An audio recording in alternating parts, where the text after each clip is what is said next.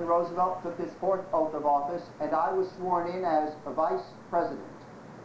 But as you know, that was not to last very long. 82 days later, on a day that I will never forget, Thursday, April 12, 1945, I had just finished presiding over a session of the United States Senate, and I went to the office of my good friend, House Speaker Sam Rayburn, for some drinks. While I was there, I had received a message from Steve Early, President Roosevelt's press secretary, telling me to come over to the White House and to come over immediately, which I did. I was ushered into Mrs. Roosevelt's study. She stepped forward. She placed her hand gently on my shoulder and said, "Harry, the president is dead."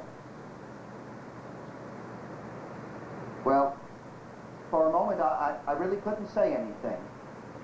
And then I asked her, "Is there anything that we can do for you?"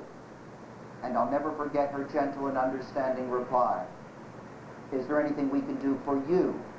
For you're the one in trouble now." Well, I don't know if any of you have ever had a load of hay fall on you, but when they told me what had happened, I felt as if the moon, the sun, the stars, and all the planets had fallen on me. That evening, I was sworn in as the 33rd President of the United States. I held my first cabinet meeting, and I made my first decision as president that the San Francisco conference, scheduled in 2 weeks' time to organize the United Nations, would go on as scheduled. I believe it was very important for the United States to take a leading role in the formation of the United Nations. I believe we made a terrible mistake after the First World War by not listening to the advice of President Woodrow Wilson and joining the League of Nations. Because if we had joined the League and had taken an active role, we might have been able to avoid a Second World War. And I was to spend the next 7.5 years as president trying to avoid a Third World War. Well, as soon as the cabinet meeting was adjourned, the Secretary of War, Mr. Henry Stimson, stayed to talk to me privately for a few minutes. And what he revealed to me in those few minutes was the greatest secret of the Second World War, that we were building a secret weapon, a weapon of such enormous destruction that it defied imagination. It was the atomic bomb. And it was going to be my decision and responsibility as president whether we were going to use this terrible weapon or not. Within 3 weeks of succeeding to the presidency, Nazi Germany surrendered, and it appeared that the war against Japan would continue for at least a year or more, way into 1946. According to the Joint Chiefs of Staff, they estimated that in order to defeat Japan, it would require a direct Allied invasion of the Japanese home islands. They estimated that such an invasion would result in at least 500,000 American casualties and millions upon millions of Japanese casualties, both military and civilian. It was my duty and responsibility as president to bring that war to a swift conclusion as quickly as possible. In July of 1945, I set sail for Potsdam to meet with Prime Minister Churchill, Premier Stalin, and later Prime Minister Attlee of Great Britain. While I was there, I had received word that the atomic bomb had been successfully tested in the New Mexico desert.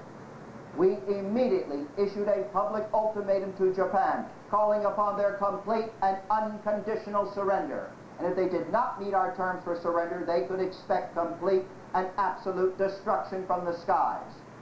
We leafleted Japanese cities, urging them to surrender. When we received no reply from the Japanese government, I ordered the atomic bomb to be dropped on 2 military targets, Hiroshima and Nagasaki. It was after the second bomb was dropped that the Japanese agreed to our terms to surrender. It was a decision I never regretted, nor did I ever lose any sleep over it. Now, when I became president in April of 1945, Franklin Roosevelt had been president for more than 12 years. And for a lot of people who grew up during that time, he was the only president they ever knew. And it took a lot more people a much longer time to get used to the fact that I was now president. I remember I had a meeting, it was 2 days after I succeeded to the presidency, with Jesse Jones. He had been the Secretary of Commerce. And we were discussing a presidential appointment. And he asked me, "Did the president make that appointment before he died?" I said, "No, he made it right now." And during the first week of my presidency, I had a meeting with the foreign minister of the Soviet Union, Mr. Molotov. But I could already see we were beginning to have problems with the Soviet Union. Several months earlier at Yalta, Prime Minister Churchill, President Roosevelt, and Premier Stalin had signed a series of accords dealing with the post-war rule of Europe. And in it, it included free elections in the liberated countries of Europe. Well, already the Soviet Union was trying to impose its own communist regime upon Poland. And I told Molotov that this was a direct violation of the Yalta agreements. He told me he had never been spoken to in such a manner.